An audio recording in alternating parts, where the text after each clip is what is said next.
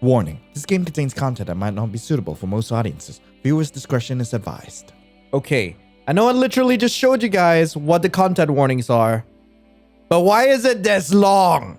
Holy frick. But just know that you're gonna be getting yourselves into like a really fun time. So hey, I hope you guys are all up for that. Anyway, let's continue. Waking up on a ship was nothing new, but this was the first time I did it in chains. Sluggish thoughts swam through my aching skull. My fumbling motions revealed chains binding my wrist and legs to the floor. They were heavy, and the manacles were tight enough that I worried about blood flow.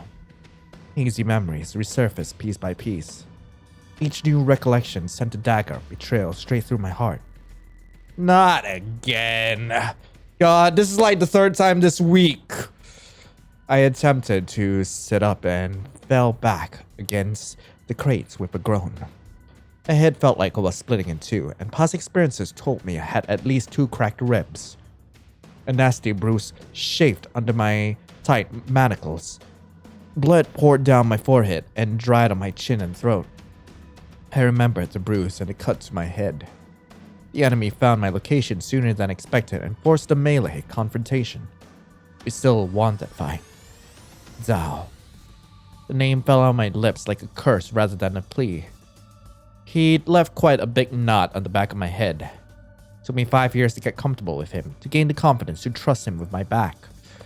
And this was my repayment. A ticket to a fate worse than death, if the chains belonged to who I thought they did. Familiar runes were crudely carved onto the chain links. Drain runes.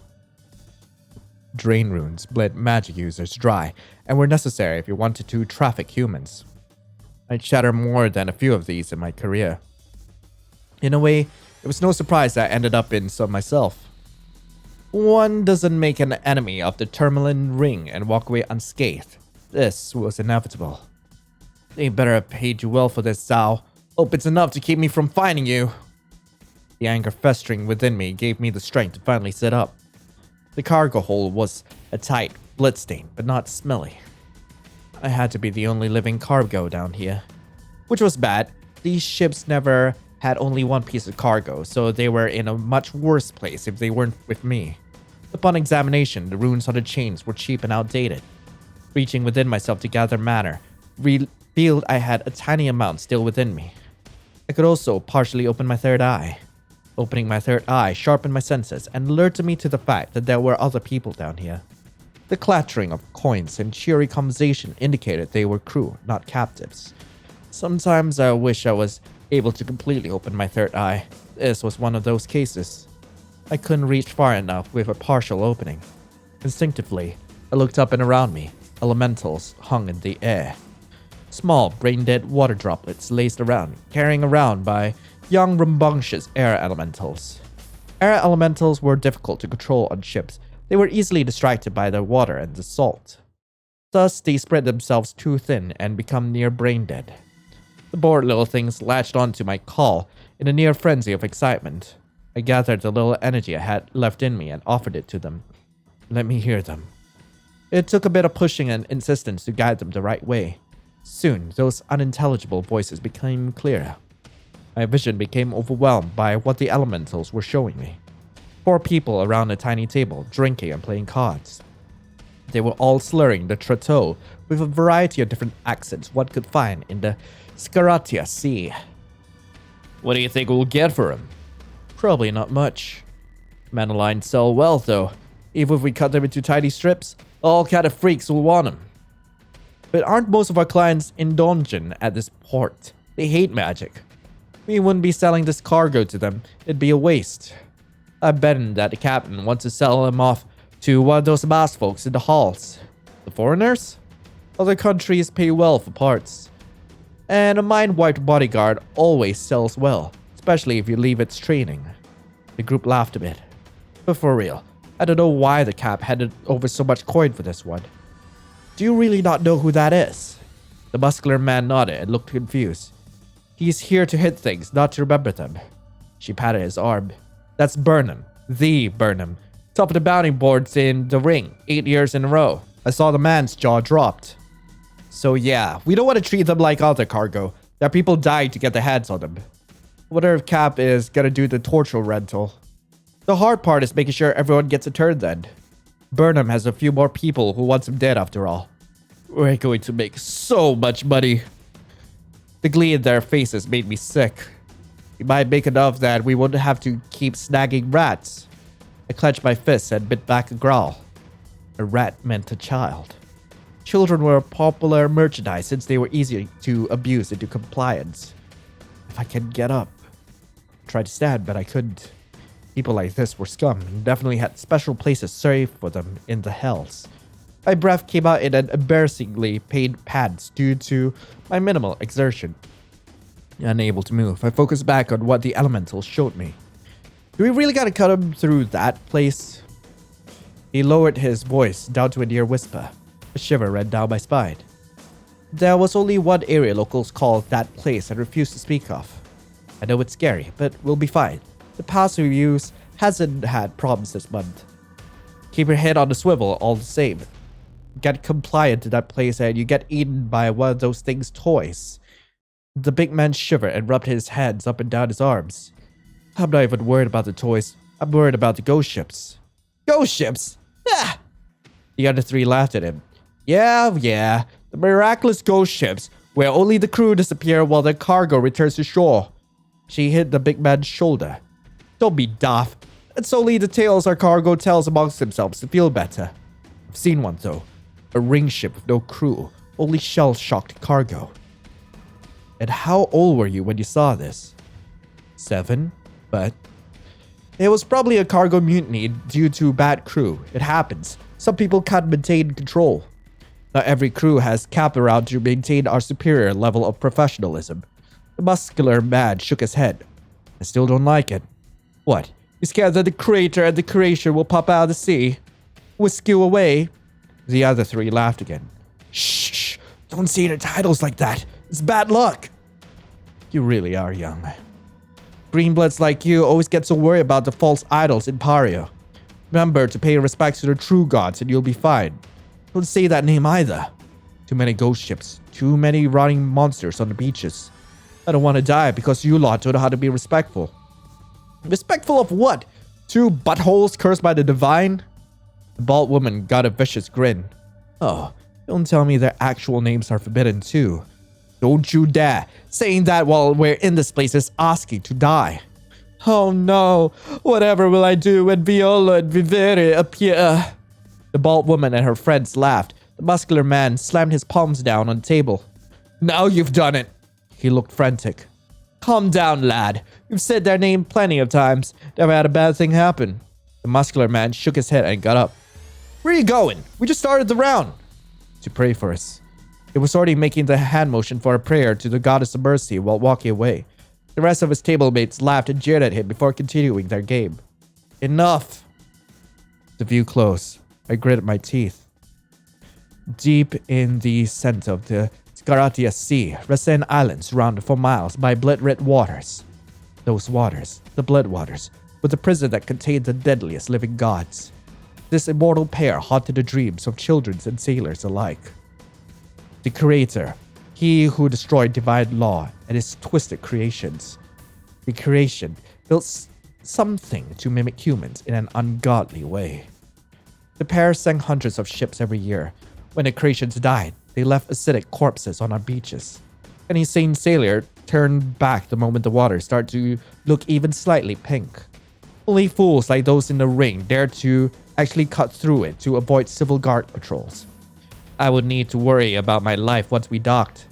I needed to pray we dock at all. It was madness, but I was being dragged into it with them. For a moment, despair welled up in me. Betrayal was nothing new. It was a familiar song and dance. I got myself out of similar scrapes, but this had to be the most hopeless one yet. Trapped on a sea with armed traffickers while riding through the most cursed area in all the seas.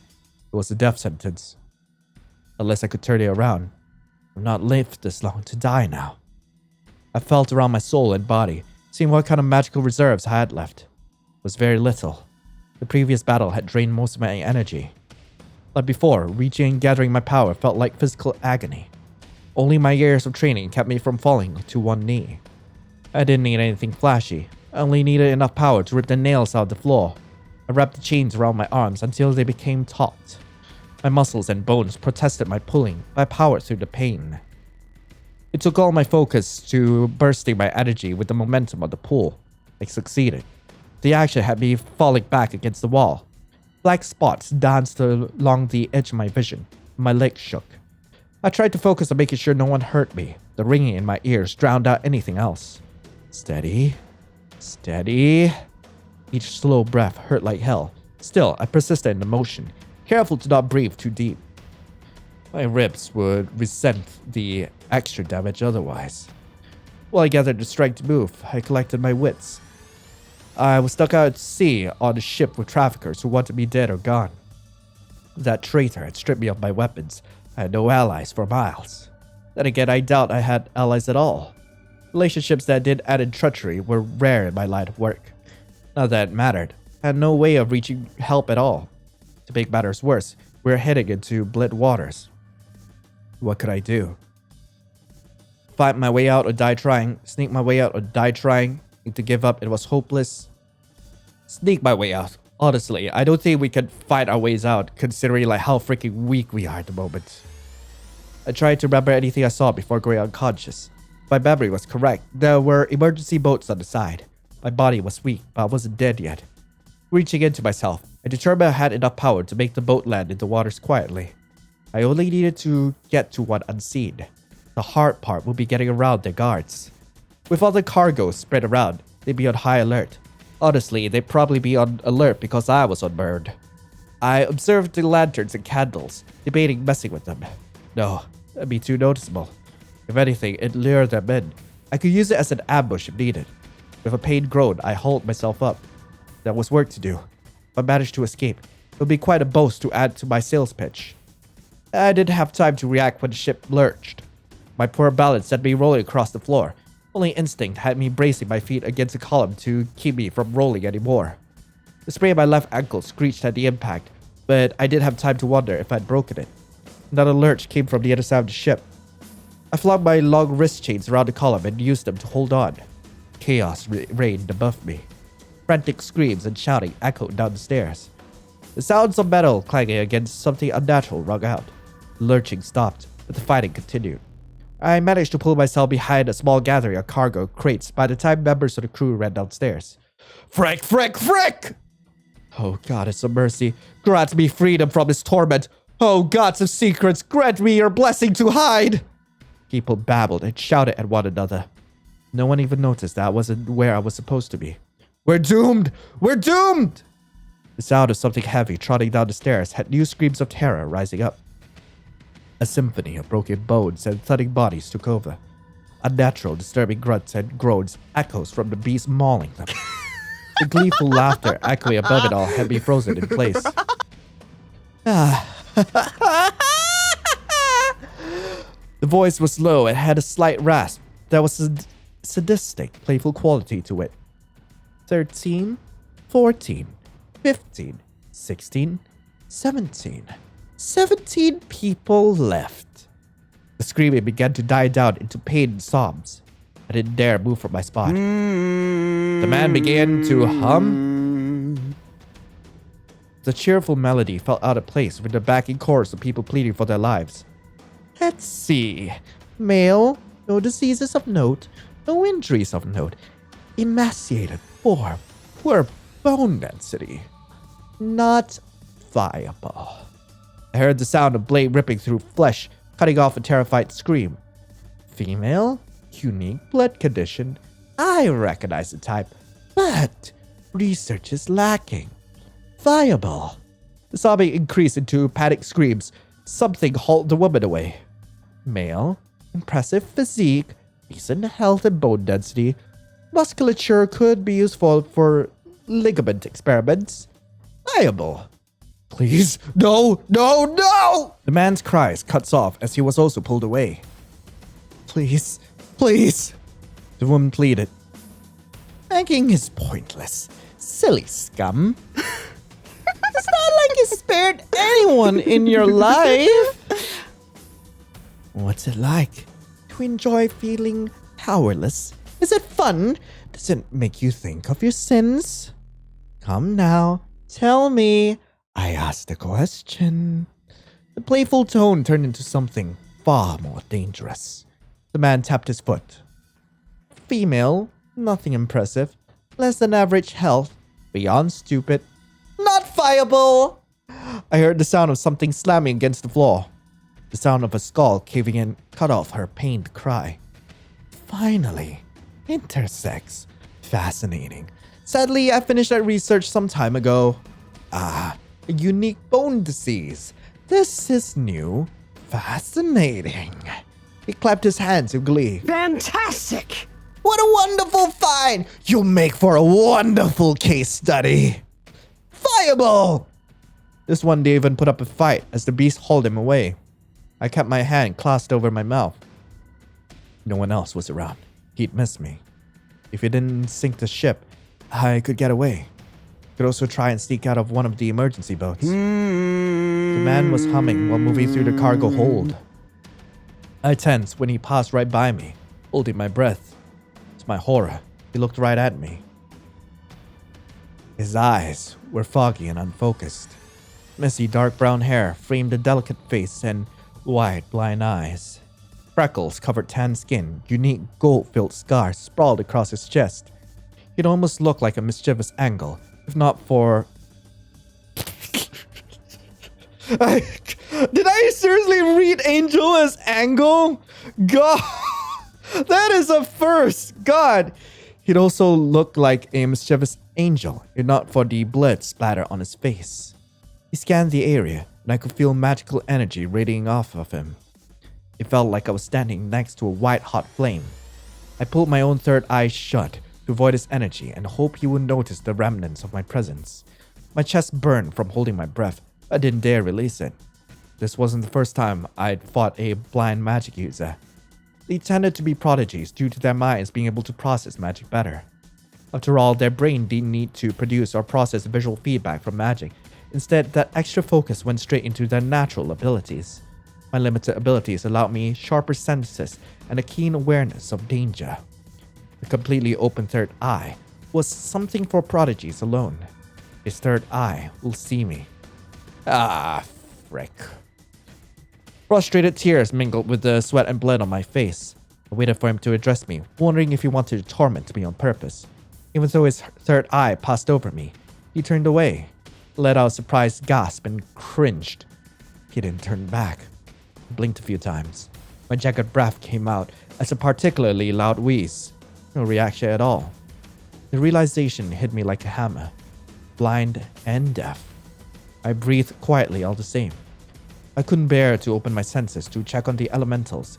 Even with my third eye closed, he was the beacon of power that pained me to even stand near.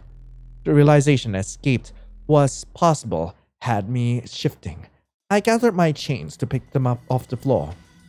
I then slid my feet instead of walking to avoid noticeable vibrations.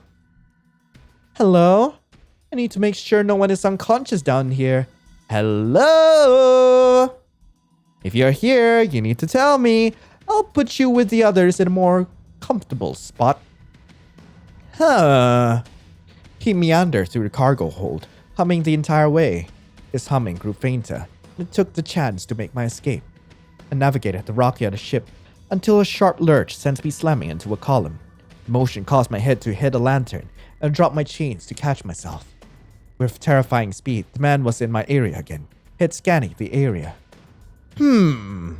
This time, there was an air of focus about him. The passive scan earlier was nothing compared to his intensity now. He reached out his hands while moving. I froze in place, debating what to do.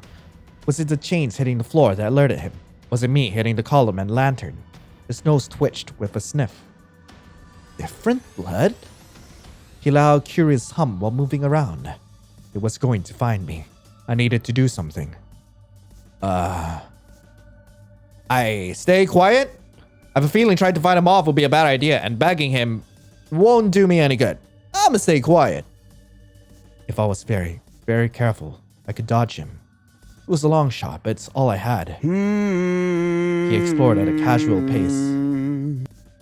He overtook an entire crew armed to the teeth with weapons, magical potions, and magic users. He had the power to be casual. I stayed still and waited for the inevitable. He actually passed me at first, but when he took a step back to turn around, he stepped into me. The surprised little squeak would have been cute on anyone else. Here, it felt twisted and wrong. He rolled around in an instant, hands flying towards me. One of his hands tangled onto my bandolier, staining it with blood. He tugged me towards him, eyes wide. What? A person? He blinked a few times in surprise. The hand not holding on to me reached up and brushed against my face. He felt under my nose, across my lips, and around my throat. A living person. You... Are you mindless? I can't see or hear you. He called my brain smooth. But it's true. It is sadly true. He cut my face with a look of wonder on his features. I shook my head. Truly an intriguing situation. An answer. Not mindless. Only impossible to see. I felt magic push into me and then winced. Magic entering your soul felt more invasive compared to magic pressed against your physical form. It's like pouring water into a pit. I can't sense the limit. The sensation pulled back and a manic grin split across his face. You are fascinating. I never would have thought I'd find such a treasure on one of these ships. Delighted laughter made my hackles raise. His hands dropped down and snagged my chains. Maybe luck likes me more than he says he does. It's been so long since we had a guest with such unique value. You are what I've been waiting for. His pleased smile became more deranged. You have to come with me. His magic exploded in my mind. It overstimulated my senses until I cracked. I sank deep into the void, only the man's delighted whisper breaking through. We're going to have so much fun together. I floated in the darkness for an unknown amount of time, sinking further into the past.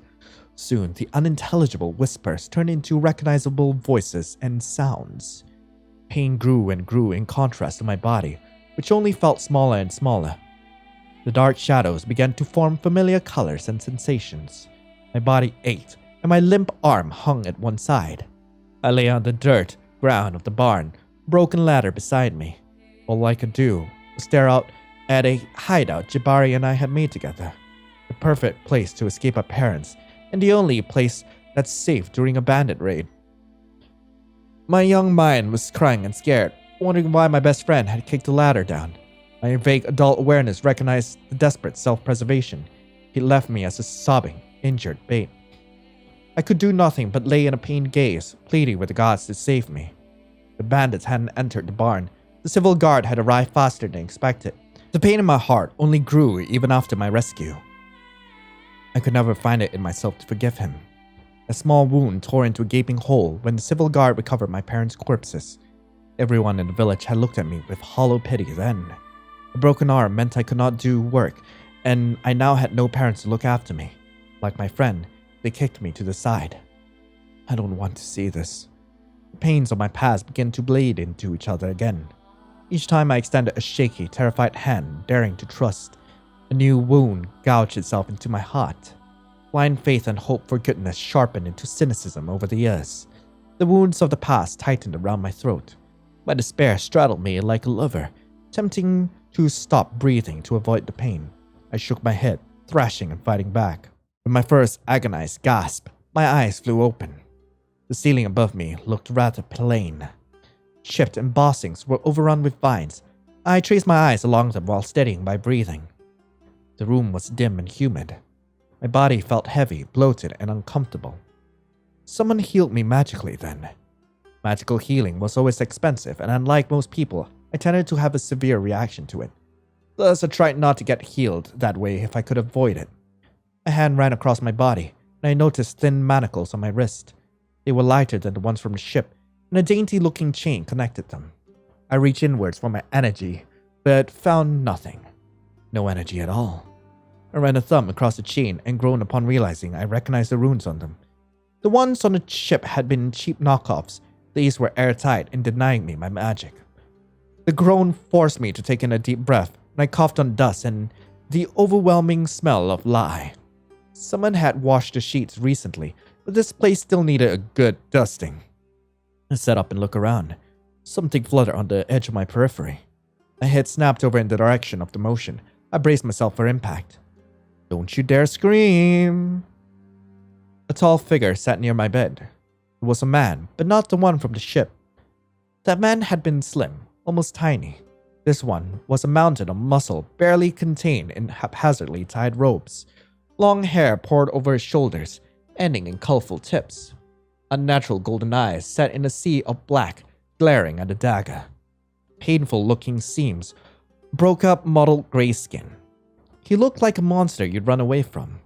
The sharp blade he played with didn't help the image. He stood to loom over me. He moved with regal grace, reminding me of a lion ready to pounce. Can I pounce? I guess I greet him? I stared at the man, weighing my options. The chains on my wrist indicated that I was a prisoner of some sort. Yet I sat in a fresh room instead of a cold floor of a dungeon. Something was up. I took a breath and swallowed a few times to make my throat less dry before speaking. Hello? Good afternoon. I squinted at the window, realizing that it wasn't sundown. The sky was a deep red color. A soft, surprised noise caught my attention. I looked back at the large man, who blinked at me a few times. His impassive face was almost slack with shock. Morning? I cannot tell what time it is. You were right the first time. The shock turned into slight amusement while he tucked the dagger away. Good afternoon. Rather blasé for the situation at hand. Panicking won't do much for me, will it? You don't strike me as the type who gets off on people begging. Keen assertion, and mostly accurate. What do you think getting on my good side will do for you? I don't know, depends on what kind of host you feel like being. Host? Am I a host or a warden? There's evidence for both, so I don't know. After all, I'm chained up like a prisoner, but I'm in a room like a guest. It's an odd situation to interpret. To my surprise, the man chuckled. That was surprisingly amusing. He stared at me intently. Maybe you'll be worth something after all.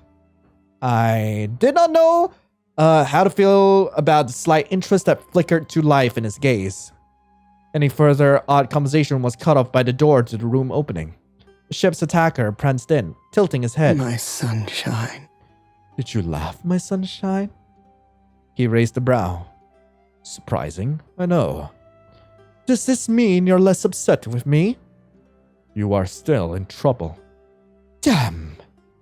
The smaller man sighed and pouted. You did this to yourself.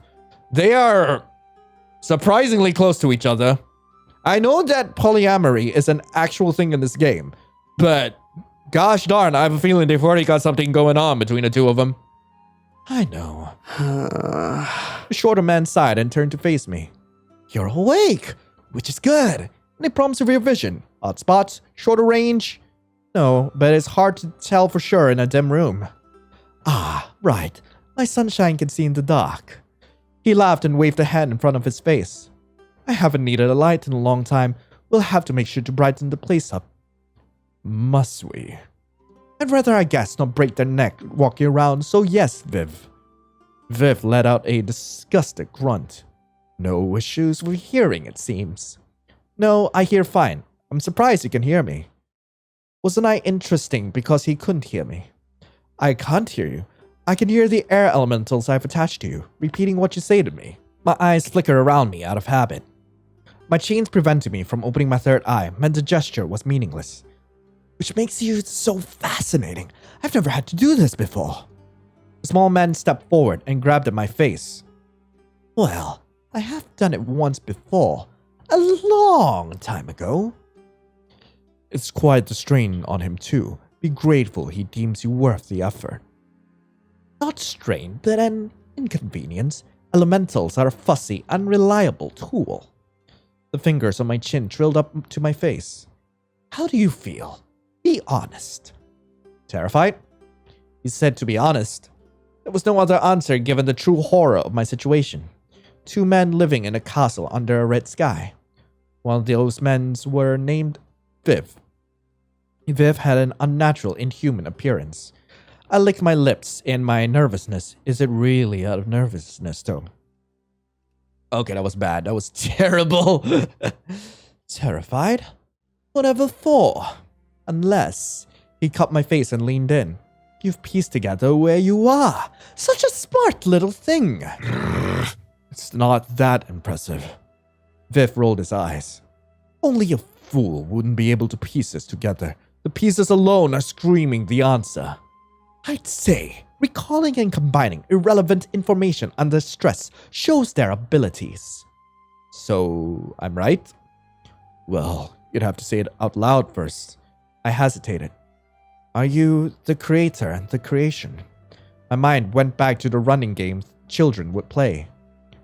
The play, creator, and the one, creation, would chase the rest. The play, creator, would tag someone and sing a song to turn them into a creation. The play creation would then try to tag new ones to kill them. The echoes of childish laughter under our play songs had me shuddering. He'll make more, he'll break more. Cycle never ends until we're all dead friends. My hands were freezing despite the hot and wet air in the room. The smaller man laughed in delight. See, our guest did figure it out. Mm-hmm. Viv sounded less than impressed. Proper introductions are only polite. I am Violo, though you seem to know me as the creator. Violo tilted his head in the direction of Viv.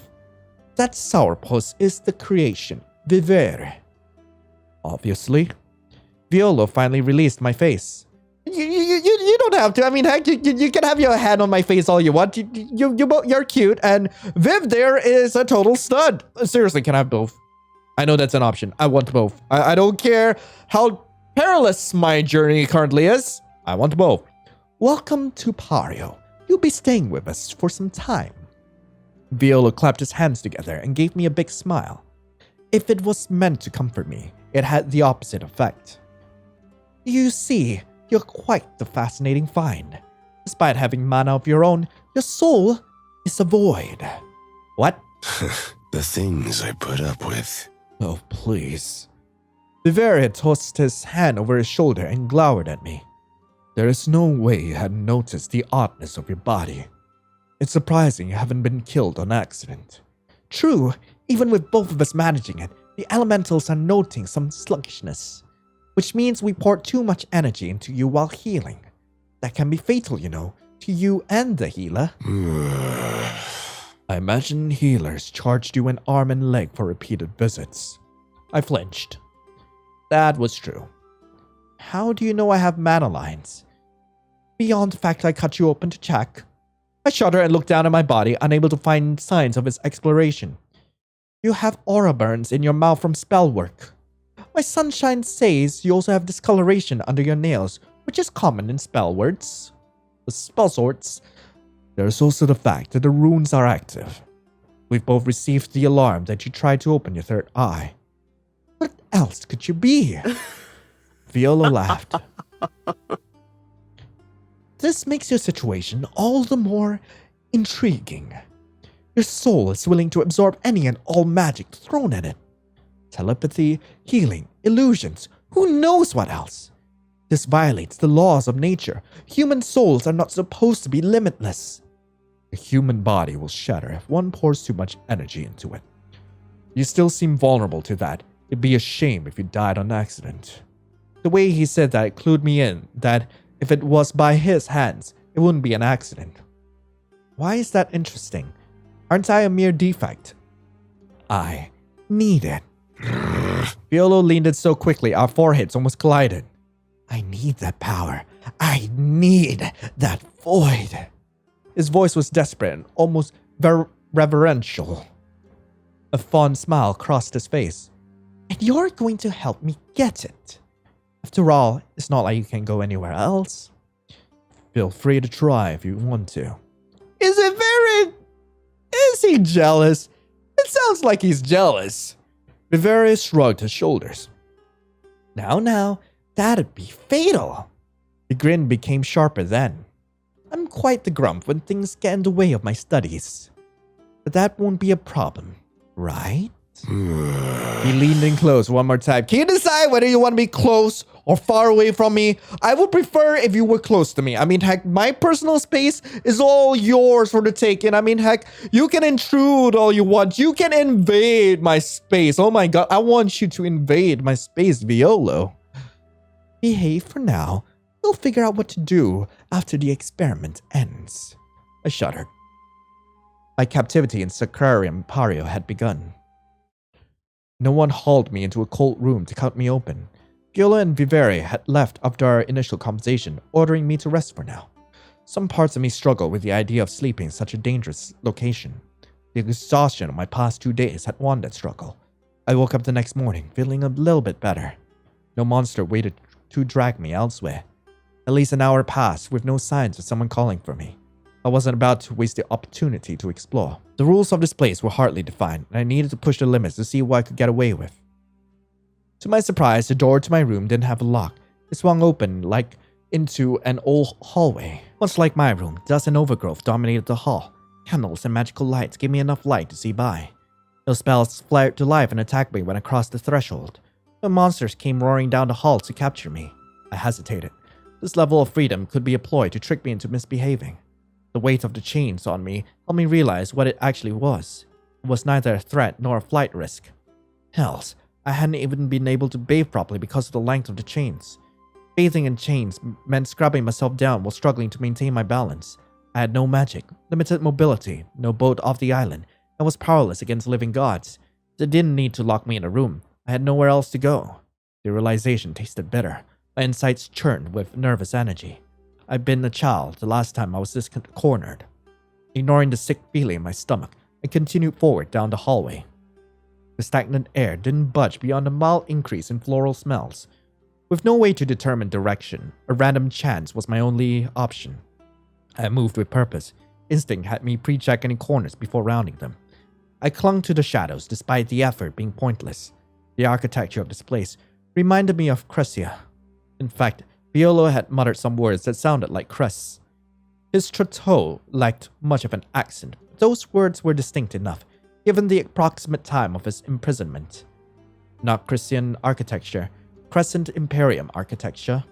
I felt a bit stupid examining doorframes, but I needed to know for sure. Sure enough, I found Imperia, brass nails. The way they turned purple in the humidity confirmed it. I'd only ever seen those nails in museum cargo that I recovered from bandits. The weight of the history I stood inside of felt heavy as heck. I drew in a nervous breath. It also didn't spell anything good for me. The Crescent Imperium became Crescia after a coup against cruel tyrants.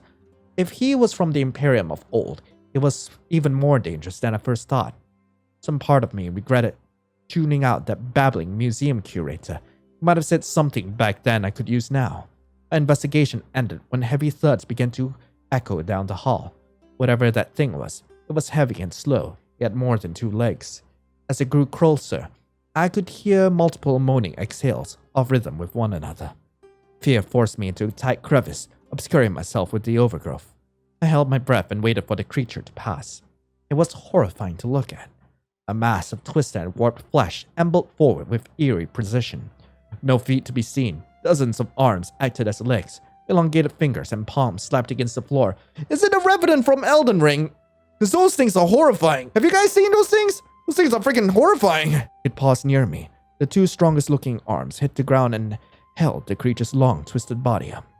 Fused torsos creaked with its motions. The independent segments rotated, the arms attached to them reaching out. These stretched unnaturally long and patted around.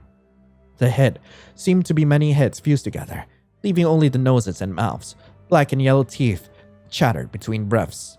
Crooked fingers brushed the overgrowth that separated it from me. I held my breath when one of those fingers began to poke around the area in front of me. The vines tangled around its hands, and it shook them off. The motion had the longest finger, ending up less than an inch in front of my face.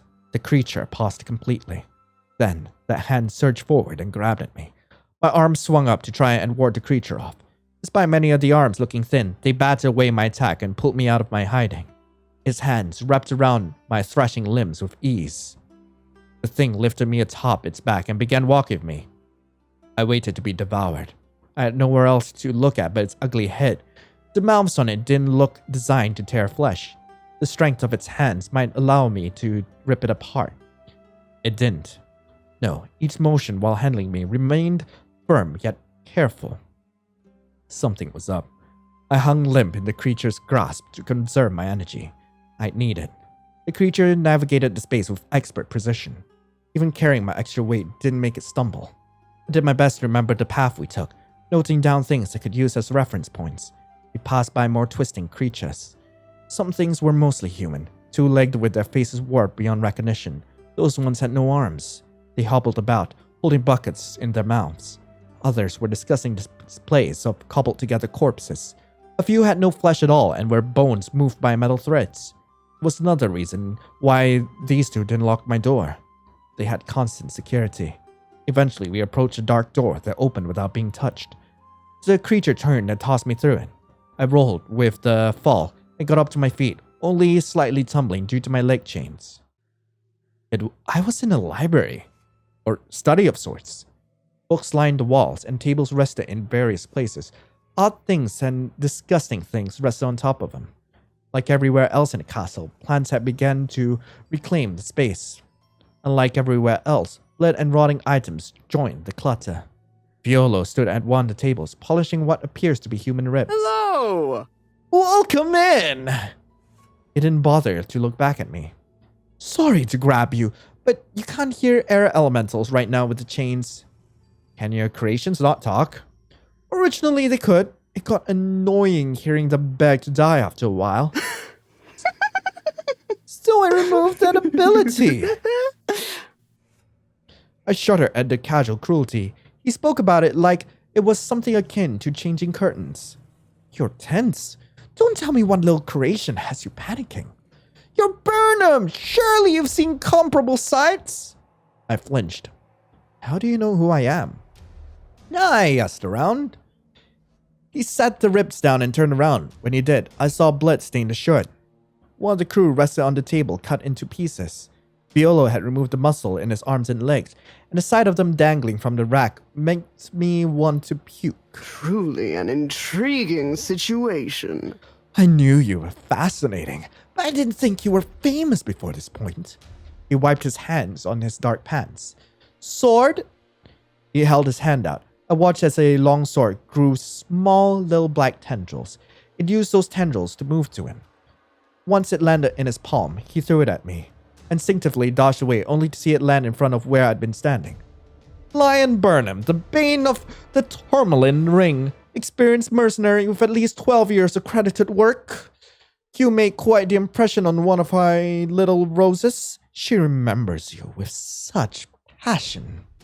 All I had to do was ask, and I received quite the story. If you did, you should know why I prefer sharpshooting. I do. I find archery boring for obvious reasons. He waved the hand in front of his face. You have experience with a sword, at least a bit. You have to since you're a mercenary in the Sacrarium seas. After all, swords are the separator of the civilian and professional. It indicates experience and money. I stared at the sword and bit back a sigh. He was right. Swords were expensive, trade-specific tools. Most civilians who dabble only use axes due to the added utility of having an axe. My own sword had cost me a pretty copper. I still mourned its loss. Forgive me for not cuddling you. Ring hubs are even more gruesome than my home. I refuse to accept that you can't stomach it. Not when you've seen worse. Just because I've seen worse doesn't mean I enjoy the sight. I suppose that's fair. Not everyone finds comforts in the same things. Most people don't find comfort in mutilated corpses. He gave me a sharp grin and nodded in agreement. Then again, I'm not most people. He gestured to the body on the table. Anyways, don't worry, you won't end up like this quite yet. I'm uncertain if killing you would remove that unique ability of yours. Quite yet meant that it was on the table. I'm free to make you wish you were dead if you don't cooperate, though. I'd rather not expend that effort, so please don't make me. Now, pick up that sword and fight me." He waved a hand. The chains that bound my wrists and ankles together faded into a flurry of flowers that drifted away. I immediately fixed my footing and reached inside myself. My energy had recovered. My third eye opened to its partial state, and I winced at the intensity of the figure before me. Power rolled off him in waves, pulsing like heartbeat. I was so overwhelmed that my eyes closed against my will. I hadn't even been able to see the elementals attached to me. No coaxing elementals to help me when standing next to him then. I blinked a few times to get my bearings and saw where he waited. I don't like picking on people. He threw his head back and started laughing. "Man, you really take a while to laugh. I assure you." He held his hands out, cutting his palm open with his thumbnails. Black blood slid out and formed two blades. One was a rapier, the other was a dagger. He held them both with practiced ease. "My education was far superior to yours. You can't hurt me unless I let you. Now fight me. I need to see the limits of your endurance." His voice took a manic edge. His usually wide eyes were even wider, and I could see the tense energy thrumming inside him. He gave me no indicator of what he intended to do. I gripped my sword and... let's see. Resolved to do my best. I didn't know what stakes were at hand, but I knew they were high enough to care. Even if I could play it safe, they might not have the long-term consequences I want. The creator was known for his mercurial mood and fast boredom. I couldn't risk not impressing him. It was terrifying enough to size him up, though. His stance told me nothing. I had no idea what it was going to do, and I didn't know how well he could read my intentions either. Swordplay alone wouldn't help me out. I reached inside me and pulled at my energy. The energy flowed through me, sluggish as usual. I'd never had the fastest magical reaction time. I wonder if my void contributed to that problem. That was a thought for another time. For now, I hoped his books were fireproof. I darted to the right while mumbling the words to the spell. An arcane sigil glowed in the air to his left. I surged forward to try and push him back into it. His rapier flew up and parried my sword. Before I could think about what to do next, I felt his dagger rake across my throat. It stung like hell. No blood came rushing out. It only winded me a bit. 1 point for me. He gave me a cheeky grin. I scowled and hurried backward before finishing the spell. The sigil flared to life, erupting with flames. My mana lines ached at the heavy expense, but I still had some reserves. I ducked away from the bright flames and light. I blinked and Violo stood in front of me, sword pressed against my ribcage. He hadn't even been singed. Fantastic! Ooh, fire! Not my favorite element, but an impressive show. 2 points for me, and I've noted that your spell work is very hard to detect. I didn't even know it was there for sure until I felt the heat. I gasped at his raw reaction time. If it was when he felt the heat, he had less than a second to move. How are your bones not dust? Oh, they crack a lot. My healing abilities make up for that. He shrugged. Bone is one of the hardest material to heal. It takes so much energy. That was why I stopped fighting on the front lines. Broken bone meant expensive healing bills and aches for me. What? I'd have to be able to run out of energy for that to be a concern. The hair on the back of my neck raised. I know no such physical or magical limits. Even my organs fail or my heart stops or my bones grind to dust. Work must always be done. His grin was happy as can be. Now, try again. He moved away from me to give me space again. I sat in stunned silence for a few seconds. I defeated powerful foes with patience time and time again. Powerful spells meant expending precious resources, so they'd always burn out. You only had to wait. That wouldn't work here. My mind raced in the face of this challenge. At the end, I threw everything I had at him. Magical traps to try and snag him mid-motion. He tore through them with overwhelming strength. Blasts of ice, fire, and more. He dodged out of the way, increasing my own speed to the point where I felt my pinky crack. He matched it. A few times he played around with me, parrying my blows and not finishing the job until the very end. He hit me with the intention to lightly annoy, not harm. Bruise covered my thighs and sides by the time the 12th bout began. I weaved on my feet, barely breathing. He didn't look even the slightest bit put out. How? Aren't you a researcher? The living god tilted his head at me. I come from a long line of mages and duelists, my dear. When I say my education was thorough, I mean it. Frick. I tried to raise the sword again. My mana lines were empty, and I had black spots in my vision. My balance faltered when I stepped forward. I ended up on my knees, wheezing. Aww. You've tuckered yourself out. His blade slid back into his hands. He walked over and stroked a hand across my face gently. I felt his power pour into me. My aches and pains faded away a little. He pulled back before healing them completely. We're done. I promise. Apologies if you still feel sore. I don't want to risk of overburdening your body like last time. His voice was almost sweet, almost like he was worried about me. Fantastic. Excellent work. For once, he actually wasn't being too loud.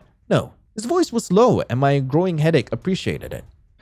His hand cupped my cheek, thumb idly stroking under my eye. I made the right choice. I knew I wouldn't regret this. He sighed fondly. You are enchanting. If you were trying to be impressive, you've succeeded. It's been a long time since I had a guest this fun. You soar above and beyond my expectations. He leaned in close to whisper. Continue this way. It'll be good for you. I can be quite nice when motivated. He patted my cheek. Violo looked ready to say something else, but he paused and pulled away from me. I watched his eyes rotate upwards. He cocks his head back and forth a few times like a confused dog. What? Now? They're probably starving, though. Violo looked in my direction. I've worked them over a bit. He nodded. Very well. His attention focused back on me again. My sunshine has sent for you. I tensed. Join him in the garden. He promised to provide food for you. It's not poisoned, I promise. He doesn't hate you that much. Yet. The attempt at being comforting made me feel even more nervous. Where's this garden? I don't know, actually. I have no idea where anything is. As he spoke, he snapped his fingers. Items in the room began to move around. After all, even I forget where the door is. My lovely castle will just open the wall for me. He laughed a bit and shrugged. Why risk bumping into tables when I can train the tables to move out of my way? He tapped his foot while thinking. I know that Violo is, he's definitely unhinged. He is incredibly unhinged. But I like him. I don't know why I like him so much. Okay, it's not that I don't know why I like him so much. He is making so many good points. Why bother bumping into things when you just get things to move out of the way for you? Why bother, expanding all this energy when you can just have limitless energy? And the dude is literally just a researcher. He's just down here. He's got all this power. He can do anything he wants. He just wants to learn more. And I love him so much. God. Let me get one of the two legs to walk you there. They don't have that privilege. Can you stand? I could, but it hurt like hell. Yeah? Good. Let's not keep him waiting. To my dismay, the chains reformed once more. They severed my connection to my mana lines. It made me feel even worse about the confrontation to come. What did Vivere want with me? He'd made his opinion of my presence very clear, thus it made no sense to me that he'd want me around. It would make more sense if he wanted me far, far away. I followed the twitching two-legged aberration reluctantly. If I failed to show up, something would drag me there. An act of direct defiance might set him off. I didn't know what his limits were, and I didn't feel like pushing them yet. The two-legged humanoid scampered much faster than me despite its appearance. A few times it would round a corner before poking its head back around to blow out a loud exhale in my direction. I caught up with ease, maintaining enough distance to give me room to dodge if it lunged at me. He passed other creatures that ignored me. I ignored them back, fighting the urge to curl away from their bloated bodies. Besides the plants, these seemed to be the only living things around. That perspective changed when I reached the garden courtyard. The place had overgrown with plants of all kind. I watched tiny earth elemental golems totter around. Their heads were a shaggy mess of vines and flowers. They were almost cute to watch, pulling at weeds and watering plants. Something even more surprising was the presence of vultures. Animals detested living gods with a burning passion. No fish swam in the blood waters due to this hatred. Despite this, these vultures sat, fat and comfortable, snacking on unidentifiable human parts. The vultures noticed me, but they paid me no mind. The aberration let out a strangled noise of some kind, bouncing in place 3 times. Then it scurried away to continue what it was doing before. Hello? I called out. This garden had many dens and high bushes, making it impossible for me to spot Vivere. A bundle of roses rose from a bush. It was an earth golem, bigger and more mature than the little ones. The golem waved a leafy hand at me before hobbling towards me. His vine hair reached out and tugged on my chains. Please don't pull. The golem listened and let the chains go. It walked with lanky, inhuman emotions. When it paused to make sure I still followed, it didn't turn its head over its shoulder. No, it rotated its entire spine at the hip to look behind it. In a way, the humanoid golem was as bad as the flesh creatures in this castle. It was human enough to be disturbing. The garden seemed to open up as we grew closer to the center. Vivere stood near a fountain, arranging flowers in a human skull. He spoke softly to someone I couldn't see. No, do not break his study window. I'm upset, but he cut himself off upon noticing me. The little guest has arrived. He looked at a wall of green plants. We will continue this conversation later, all right? He waited, then nodded. I will. Stay safe. Large fingers I'd mistaken for vines curled over the top and disappeared. The thing had to be massive, but it didn't make a single sound. Sorry to interrupt. It was the nature of our guest to get in the way of our work. I couldn't help myself. I raised a brow. Work arranging flowers? Vivere gave me a long, flat look. He raised the skull in his hands, and I watched his eyes glow. Vivere reached into his chest. His hands disappeared inside himself. He pulled out a faintly glowing light. He slid that light into one of the eye sockets of the skull. The flowers in the skull sprang to life, growing long roots and vines that began to form a humanoid body. Flowers overtook the skull, hiding it from view. A new little golem was born. He bobbed its head questioningly a few times. Vivere gently set it on the ground and patted its head. How cute. There you go, little one. Rosen to hide. He looked at the older golem that still stood beside me, unable to not shake side to side while still standing still. Take this little one and get him started on his task. He'll be in your plot. The golem nodded and walked over. It picked the little one up and walked away.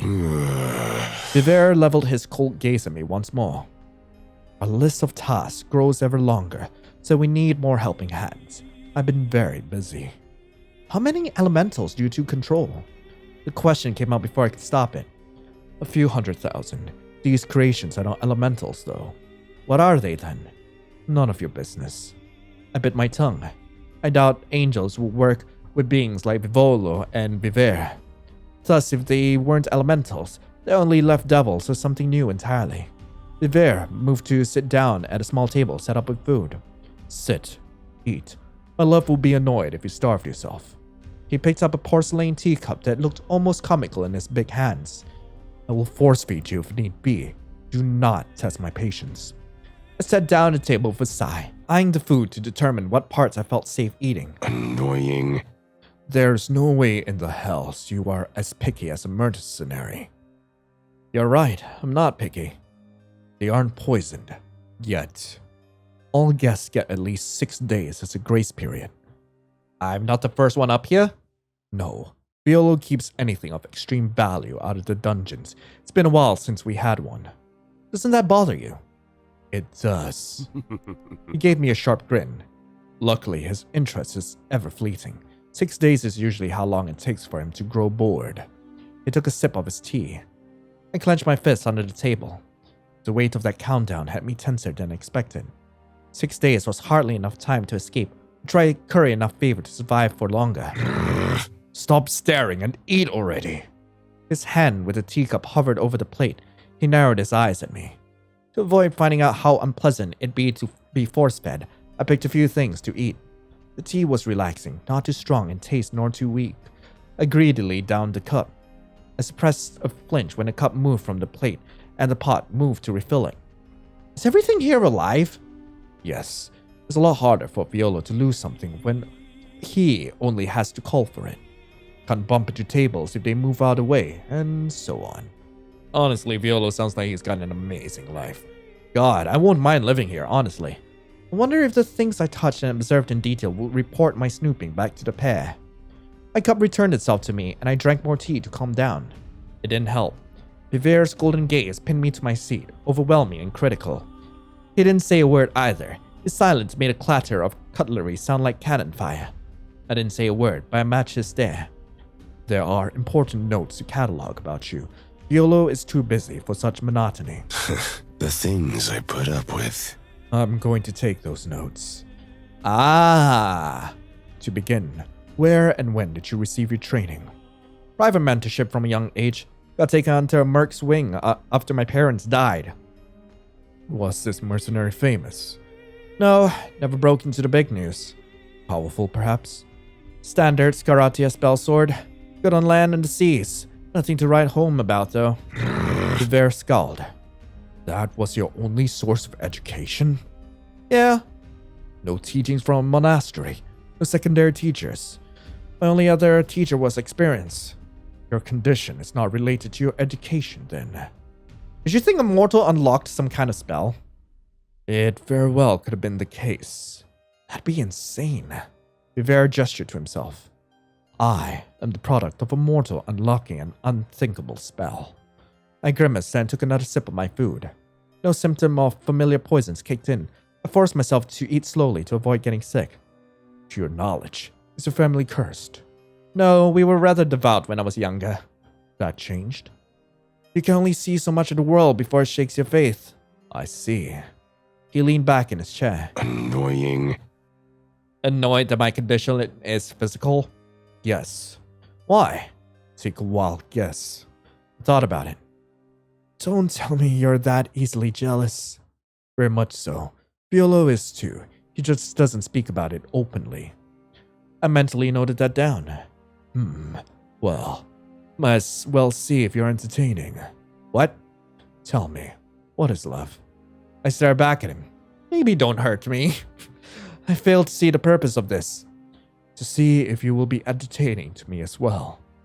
If I have to endure your presence in my home, you might as well entertain me. Now answer me. What is love? The question had a simple and complicated answer.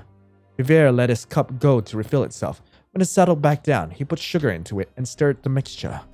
He didn't break eye contact from me while doing so. I didn't need to see into his mind to know he was cataloging everything about my reply. I aim to be impressive.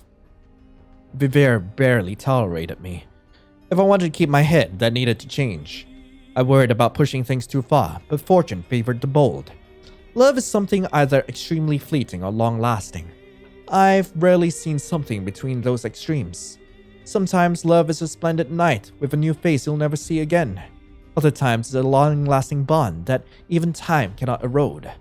It is also a heavy source of agony for most people. What? Love is agonizing? Yes, unrecorded love. Love ended too soon, mutual love falling apart. Love is popular for poets and songwriters and storytellers for a reason. It's visceral. Why do people bother with it then? It's kind of like a drug. When you're high, you're really high. When you're low, you're really low. Love withdrawal can be even more powerful than love falling apart. It can lead to inferiority and self-doubt. Everyone desires love then. I nodded.